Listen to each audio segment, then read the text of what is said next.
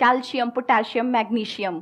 तो यही तो होता सर है। नहीं होता ये। मजे की बात ये है कि मैं ये भी नहीं कह रही कि ये अमेरिकन या ब्रिटिश है। एक मिनट, अभी आप में से कुछ लोगों ने बोला नहीं होता, तो क्या होता है? कैल्शियम। कैल्शियम या कैल्शियम होता है। Calcium, potassium, magnesium. The thing is sir, अगर ये सिर्फ अमेरिकन या ब्रिटिश में होता तो भी मैं कहती छोड़ो, बट ये इंडियन में भी है। आप इंडियन प्रोनाउंसिएशन गूगल पे चेक करोगे, that also says calcium, potassium, magnesium.